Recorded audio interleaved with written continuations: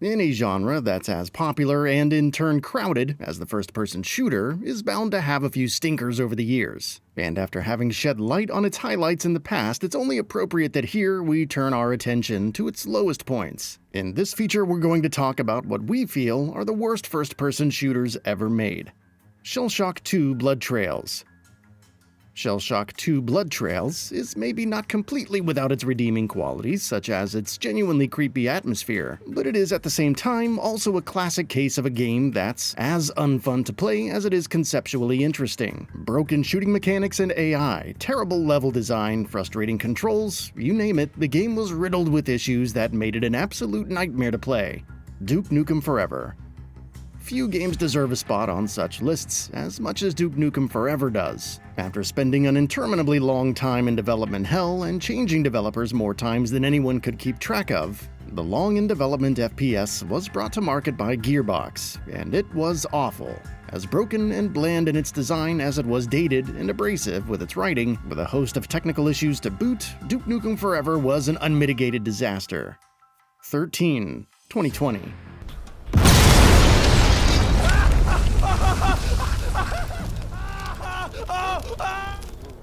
The original 13, back when it first came out, may not have been special by any means, but it certainly didn't deserve a remake as horrific as the one it got in 2020, which may truly be one of the worst games ever made. 2020's 13 may have had some cool visual flourishes, but from a mess of technical issues to brain-dead enemy AI to painfully dull shooting to so much more, it was an atrocious time.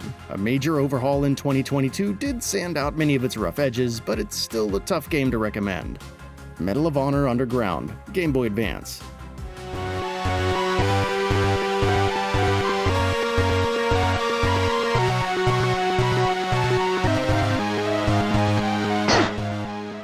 We understand that Medal of Honor Underground came at a time when it was common to see completely different versions of the same game for different platforms. But why the hell would you try to develop an actual first-person shooter for the Game Boy Advance? Unsurprisingly, it did not go well. Medal of Honor Underground looked awful and was frustratingly limited in the gameplay department in ways that an FPS just cannot afford. Other than a curious novelty that stinks like week-old socks, there's no reason for this version of the game to exist.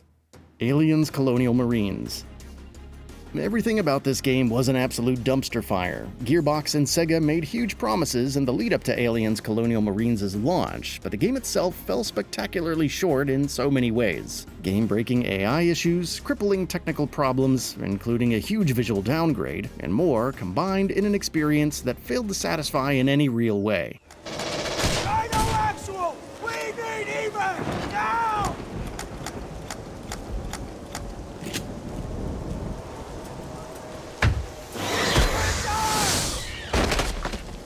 Hell, so bad was Colonial Marines that Sega and Gearbox literally got dragged into court over claims of false advertisement.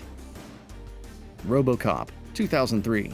Coming after an unusually long development cycle of 4 years, for the time at least, Titus Interactive's RoboCop arrived in 2003 on the back of the promise of an authentic FPS based on the beloved sci-fi property, and roundly failed to deliver on that promise even the teeniest bit. Terrible licensed games were far from a rarity in those days, and given how repetitive, generic, and painfully dull it was, it's no surprise to see RoboCop join that list. Redfall. More freaks coming in!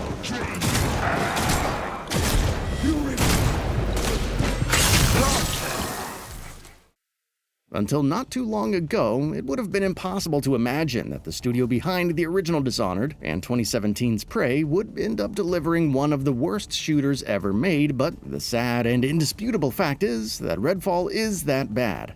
Broken, buggy, and uninspired, it exhibits none of the ingenious design that Arcane is typically known for, all in favor of a co-op looter-shooter structure that it also doesn't do any sort of justice to. On top of ending support for Redfall and canceling its DLC plans, parent company Microsoft also went on to entirely shutter Arcane Austin, which shall always be this game's unfortunate and tragic legacy.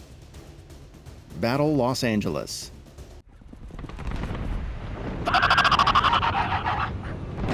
What the hell is this thing?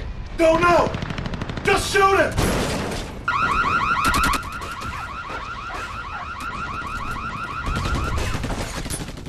Coming back to poorly received licensed games, here's one that you may not even remember ever existed, which would be a blessing in disguise, because boy is this an awful game. Battle in Los Angeles launched in 2011 and was just as bland and forgettable as the movie it was based on. A shockingly short campaign that lasted under an hour, and painfully dull level design and gunplay were just a few of its many glaring issues.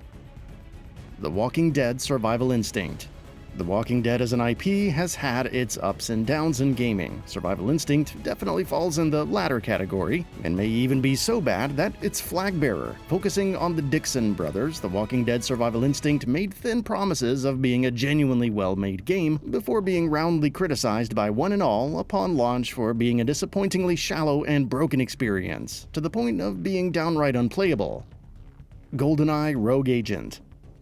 Rogue Agent was literally announced with the working title GoldenEye 2 back in the day, but the actual game couldn't have fallen further from those implied heights. Though it hid some fleeting moments of fun in its innards, there was, by and large, just too much else that dragged the game down, including uninspired levels, lackluster gunplay, and a nonsensical story that was almost hostile in its disrespect for James Bond canon. 007 Legends.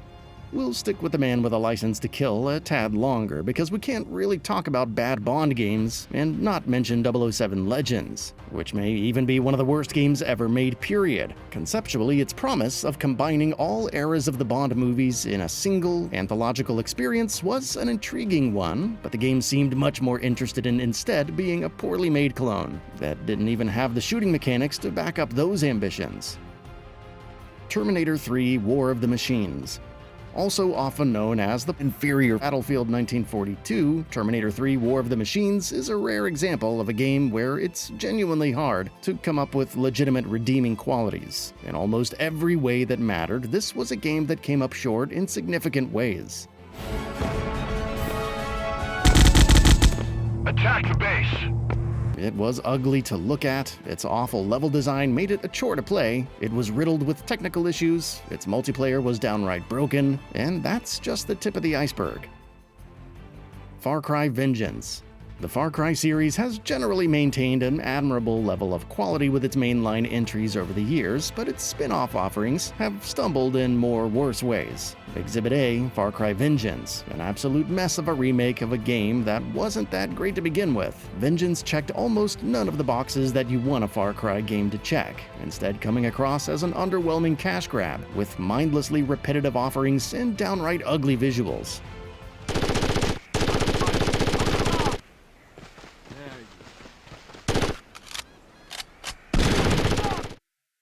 Rogue Warrior. How this game was allowed to release in any form, much less as a full-priced $60 release back in the day, will forever remain one of gaming's greatest mysteries. Releasing in an era that was oversaturated with shooters, Rogue Warrior offered absolutely nothing of value. Rather than focusing on fun shooting and stealth and solid design, the game instead relied on horrible writing and dull mechanics, all delivered in a shockingly short campaign and broken multiplayer modes. Haze. Haze was one of several games to be billed as a supposed Halo killer in the lead-up to its release back in the day, and like every single one of those, it did not live up to that billing. On the contrary, in fact, it has rightly gone down as one of the worst games of its era. Though Haze could show fleeting flashes of quality from time to time, it was ultimately far too much of a mess across both its campaign and multiplayer modes to be remembered as anything more than the massive disappointment it was. That's all for now. If you enjoy what you saw, please hit the like button. And if you're new to the channel, now is a great time to subscribe. We upload brand new videos every single day. After subscribing, don't forget to enable all notifications by clicking the bell icon. Thanks for watching this video, and we'll see you next time, right here on GamingBolt.